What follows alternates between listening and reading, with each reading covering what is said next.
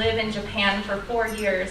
And that's where my children were born. And so if you happen to meet my children, who I wish that they were here this evening with you, they have Japanese names, Airi and Aki, and you'll have to ask me about it another time. But I wanted to start out sharing a story with you tonight. So it's my husband's famous ramen story. My husband loves sharing this story because he loves ramen. But he loves it too because it taught him a lot of really good lessons. So ramen was the first meal that my husband had in Tokyo when he arrived to be an English teacher. And he went to a restaurant where you go up to a machine and you put in your order and you hit the buttons and tell it what kind of soup that you want. So it's either miso or shoyu, which is soy sauce, or shio, salt broth. And you can get boiled egg or chashu pork strips or kimchi added into this bowl of noodles. And that is if you push the right buttons on it. And it sticks out a ticket for you, and you take the ticket to the host, and then you sit at your table and the host brings you your meal. And this was his first experience of having ramen in Japan, and it was just wonderful. The story actually doesn't take place at that restaurant. It takes place later on in the Board of Education, where he works as an English teacher in the northernmost part of Japan, not Hokkaido, but if you go on up north on that main island, Aomori City is where we were. And on this very special occasion, my husband Jeff thought he knew everything about ramen. I mean, he'd eaten plenty in college, so he figured he had it. And he'd mastered the art of chopsticks. So his first week in his office, he went to the local grocery store. He bought an instant ramen pack, and he brought it back to his workplace, which is common, and he filled it with scalding hot water, which is how you make ramen, and he thought that things were going really well. So he lifted his first bite, to his mouth, and scalding hot noodles, and very carefully sucked those noodles in. And after the second bite, he could hear silence in the room. He could feel a pause, a tension in the air, and he looked up to see all of his coworkers staring at him. "How is the ramen?" his boss asked him. "Oh, yes," he said. "Good, it's good." And is it as good as the ramen in the U.S.? his boss asked. "Oh, yes, it's much better," he answered truthfully. But by now, Jeff knew something was wrong. He waited patiently. "Oh," his boss said. "In Japan, when you do not slurp your noodles, it means it is not very good." And I'm pretty sure that Jeff flushed. He didn't mean any disrespect, and so he ended up attempting to do something he had been taught many times in America not to do. He slurped his noodles. With the first slurp, the tension dropped, his coworkers went back to work, and Jeff learned a couple of lessons. One, ramen is really hot, and the longer it sits in the bowl, the soggier and less delicious it gets, so you have to eat it fast. And two, when you slurp, you are not only showing respect for how delicious the food is, but it actually helps cool those noodles down so you don't burn your tongue. You've all learned something now, okay? Amen. And Jeff learned that week more about eating food than he thought he ever needed to learn. But he learned something else too. He learned that perspective matters, and what could be acceptable to one group of people or individuals could be offensive to another. The reality is that we all see and understand the world around us through the lenses of our culture, our language, our upbringing, our privileges or lack thereof, and everything we can see can be different than what others see, even though we are staring at the very same thing. So I want to share another story with you, and it's again from Japan. When I was living there, I happened to meet a handful of people who spoke English because I was reaching out to people to feel that sense of home. And I found a woman who said, "Please come to my house and we are going to have lunch together, and we're going to spend the first hour speaking English, and the second hour we're going to spend speaking Japanese. And I thought this was wonderful. And so I arrive at my friend's house the first time. She lived on a Japanese military base where her husband was an Air Force, a member of the Air Force there. And my first impression was a little extreme. I looked in and my friend didn't have any furniture. There was one small table that you sat at and you sat on the floor. And then she showed me around, and she had two other rooms shooting off of the main one. And it was a beautiful tatami mat floor, which is rice stalks all beautifully woven together. And there was no furniture. There were no shelves. There were no tables. There were no dressers or bookends. There was nothing in there. And I have to admit to you that from my perspective, my first impression was, my friend is poor. But I kept it inside of me, and we had a wonderful time, and I got to know her better, and I got to know the culture better.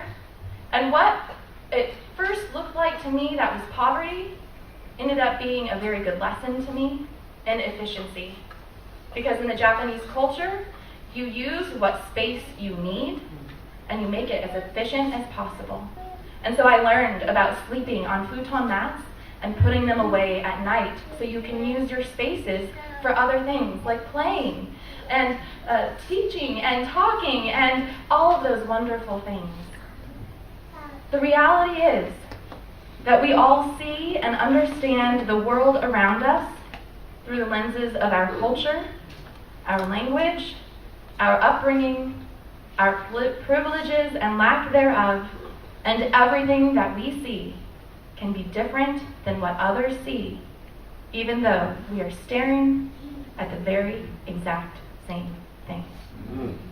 Now, mature adults can understand this fact. Some people use the phrase that we tell our truths or we share our truths to describe our own realities. And we come to realize that truth is subjective, because as long as humans are looking for the truth, we will always find truth as we individually see it. Oprah Winfrey had a very moving speech at the Golden Globes this week. Did you catch it? Some of you did. Great. I want to just mention a part of the speech that she said as she accepted her award. And she said, "I'd like to thank the Hollywood Foreign Press Association, because we all know the press is under siege these days. But we also know that it is the insatiable desire and dedication to uncovering the absolute truth that keeps us from turning a blind eye to corruption and to injustice, to tyrants and victims and secrets and lies. And I want to say, this is Oprah, that I value the press more than ever before as we try to navigate these complicated times." Which brings me to this, she says. "What I know for sure is that speaking your truth is the most powerful tool we all have. And I'm especially proud and inspired by all the women who have felt strong enough and empowered enough to speak up and share their personal stories.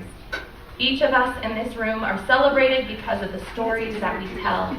And this year, we became the story." Now, Oprah is referencing the Me Too phenomenon that happened when a few women brought to light the sexual misconduct that they had been victim to in Hollywood and in politics. And they called for others to join them in bringing light to the too often experience of sexual misconduct. This is speaking your truth. Because for too long that truth had been silenced as normal or a woman's fault or nothing serious at all. And I had a friend on Facebook. Now, social media is it's a slippery slope sometimes. But I had a friend on Facebook who read or heard of Oprah's speech, and his reaction was, "Since when is truth subjective?" He was only seeing syntax instead of the deeper meaning of what it means to share one's truth. And I was tempted to ask him if he knew how history books were written. Truth is slippery. And I believe that only God has the truth that we all seek, and that we can get closer to it by being willing to accept the stories that we hear people tell of their own experiences. Now, I want to bring up one of my good mentors, I should say, Jesus had a couple of things to say about truth. It says, when Jesus spoke to the people again, and this is from John chapter 8, he said, I am the light of the world. Whoever follows me will never walk in darkness, but will have the light of life. Amen. And the Pharisees challenged him. Here you are, appearing as your own witness. Your testimony is not valid. And Jesus answered, even if I testify on my own behalf, my testimony is valid. For I know where I came from and where I am going. But you have no idea where I come from or where I am going. You judge by human standards. I pass judgment on no one, but if I do judge, my decisions are true, because I am not alone. I stand with the Father who sent me. In your own law it is written that the testimony of 2 witnesses is true, and I am one who testifies for myself, and the other witness is the Father who sent me. And later in chapter 8, we know this one. If you hold on to my teaching, you really are my disciples, and you will know the truth, and the truth will set you free. Now, I accept this in 2 ways. One, Jesus is telling his story to the disciples. He is sharing his thoughts and feelings and what he knows. And so what he tells them is his truth. But because he is Jesus, Emmanuel, God with us, what he also tells us is God's truth, which is the truth that we all seek. Now, another time that Jesus talked about the truth, according to the Gospel of John, is in chapter 18 with Pilate in his last days. And Pilate said to him, so you were a king? And Jesus answered, you say that I am a king, and for this purpose I was born, and for this purpose I have come into the world, to bear witness to the truth. And everyone who listens to the truth listens to my voice. And Pilate said to him, what is truth? After he said this, he went back outside to the people around and said, I find no guilt in him. In the movie playing in my head, I see Pilate staring at Jesus and then off into the distance at the crowd, lifting up the question, what is truth? It goes unanswered verbally here, but I think that Pilate knew the truth, and that in that instant feared what it meant. Because sometimes we see truth or we hear truth, and it is hard for us to take. Now this weekend we celebrate Martin Luther King Jr.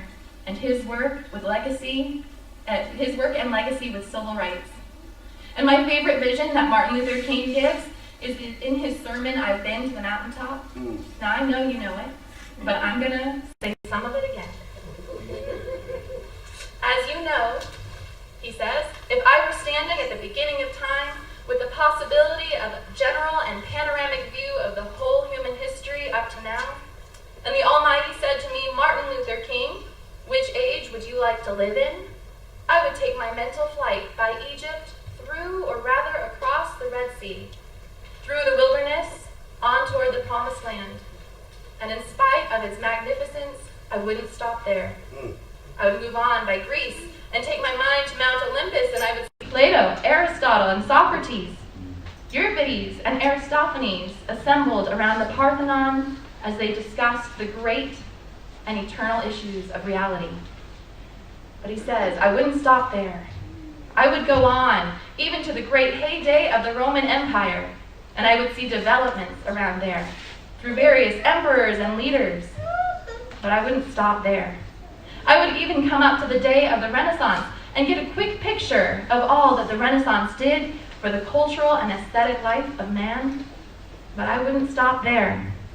I would even go by the way that the man for whom I'm named had his habitat, and I would watch Martin Luther as he tacked his 95 Thesis on the door at the church in Wittenberg. But I wouldn't stop there. I would come on even up to 1863 and watch a vacillating president by the name of Abraham Lincoln finally come to the conclusion that he had to sign the Emancipation Proclamation. But I wouldn't stop there.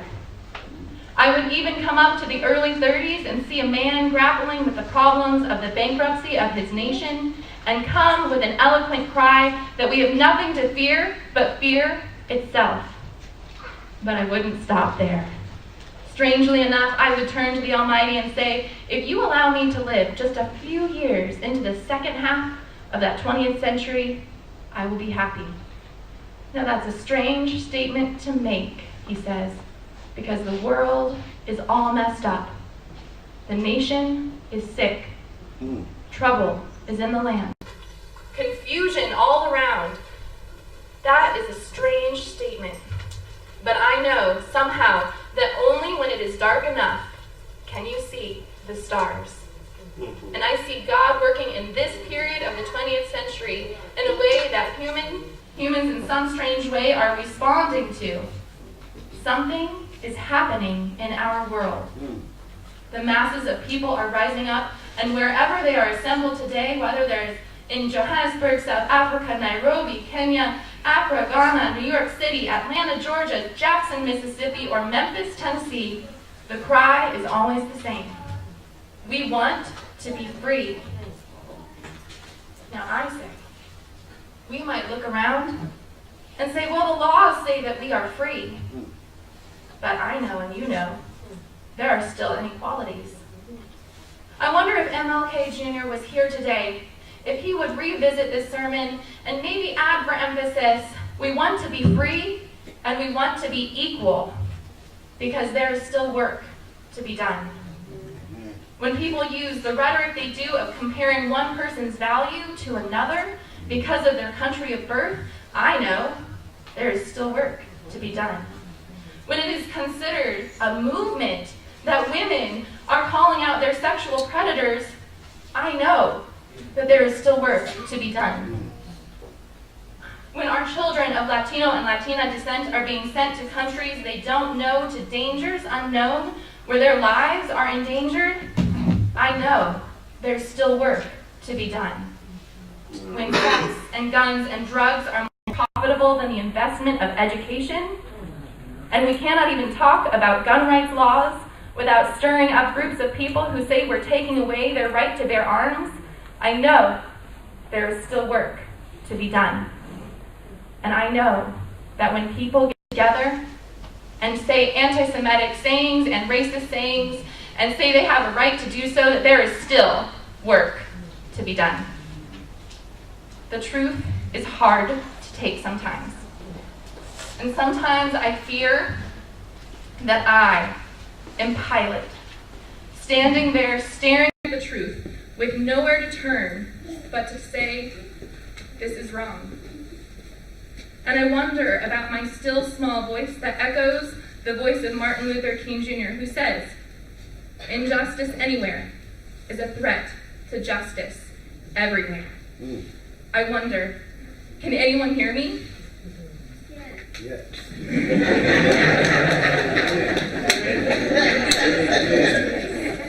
And it all comes back. It all comes back to sharing our truth. And I believe one of the hardest things we find when working for equal rights among all people is when we cannot bear to hear another person's truth. When it comes to how a person is treated because of where they are from, the color of their skin, their gender identity, and even their sexuality. The truth is that we all share in some very vital truths together. We all want to have our voices heard. We want to have our welfare looked after, our health, and our right to love. And the reality is that some of us have a hard time viewing people who are different from us as equal, and we have a hard time hearing one another's truths. I remember watching the movie Color of Fear. Have you all seen this movie, this documentary? Yes. No? You're going to have to see it, Isaac. You're going to have to maybe wait a little bit first, okay? A couple years. I watched it with my congregation last year, and it's a documentary where 8 North American men talk together about their experiences and how they believe that race has had a part in how they are treated. Within the 8 men are 2 African American men, 2 Asian American men, 2 Caucasian men, and 2 Latino men. At one point, an African American man shares his experiences with the group, and one of the Caucasian men said, "I cannot believe that." He could not hear the truth of how this man had been treated differently, but we know the truth. And we know it from some of our scriptures as well, from Galatians 3:28. There is neither Jew nor Gentile, nor neither slave nor free.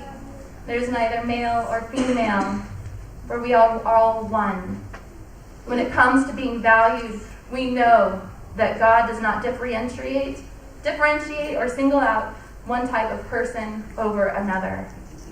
And I have to tell you that I believe that God wants us to know the truth, God's truth. And that is one reason that we know that God sent his Son to bring truth to people. I believe that God gives all of us, each of us, the ability to speak our truth and to add it to other truths so that we may all be a part of God's truth. The events of this week shine light on the fact that there are people in our country who do not understand the true value of each person on this planet. The events of this week make us realize that sometimes we're not listening for God's truth in the world, that we are only interested in our truth. So we need to change things. We need to be someone who listens. We need to listen for the truths that others are sharing with us. And if you are someone who is used to speaking your truth and you love speaking your truth to all of the people around you, stop. Let others share their truths first. Communicate to the people around you that they are valued. Yes. All of them. Every single this is an opportunity for you, by the way. Every single person that you meet in the next 24 hours, you make a point to tell them, or better yet, show them that they are valued and worthy. Amen. And then teach. If you see or hear someone who is putting someone else's experiences down, stop them. Point out where someone's experiences are their own and are true. Amen.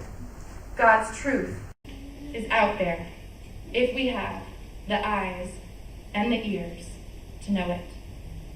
May God bless all of us this week as we help to bring God's truth to every single person we meet. Amen. Amen.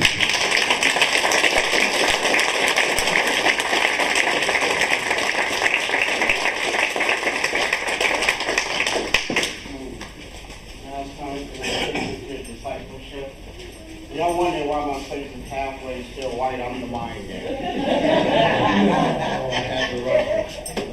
But we have invitation to discipleship. But before we do that, it's a thing that God puts in my heart. 2,000 years ago, our Lord and Savior Jesus Christ was on the cross. But before he went to that cross, they did some illegal stuff. They took him from room to room, courthouse to courthouse at the midnight hour. And while they was doing this, you got to realize something. We're the generation that, we can fight for justice and freedom. Well, back then, the Pharisees was trying to just do everything they can to him. Pharisees, Sadducees, so they beat him. They tore his skin up. He was mutilated from head to toe. But yet he still picked up that cross, your cross, my cross. He still picked it up and took it to Calvary. He still dragged it. Your cross, my cross, blood dripping. And yet when they hung him on that cross for us, can you imagine? Can you imagine the thoughts that were going through his head?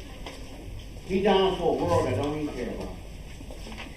He paid the price for people that don't even like him. A lot of people didn't even understand. And even to this day, a lot of people don't understand. So you haven't accepted the Lord Jesus as your personal Savior. This opportunity comes. I'm just a messenger. That's all I am. I'm just a messenger. That's up to you. But I know when you walk out that door, you need that life insurance.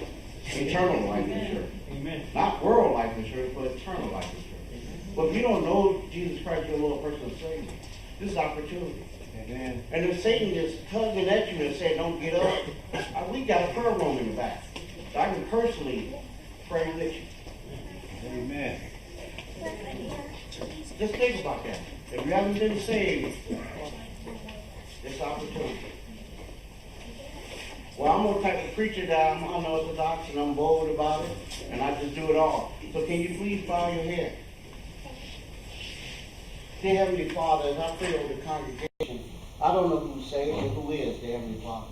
But dear Heavenly Father, blessed be your name to protect the ones that's not saved, dear Heavenly Father. Have your mercy and grace upon them. And the ones that are saved, dear Heavenly Father, let their light to be that beacon light, that shining light, that eternal light that open up doors for freedom and justice, dear Heavenly Father. And for the ones that didn't get up, and the ones that are still curious about you, open their heart to what you want them to see, do, and say, dear Heavenly Father. And dear Heavenly Father, we know you died on the cross for us. We know you paid the price for us, and you love us unconditionally. And on the third day, you rose with all power in your hand, defeating Satan, putting them on display, taking back the chapters, dear Heavenly Father. We thank you. We thank you in Jesus' name. Amen. Amen. And amen.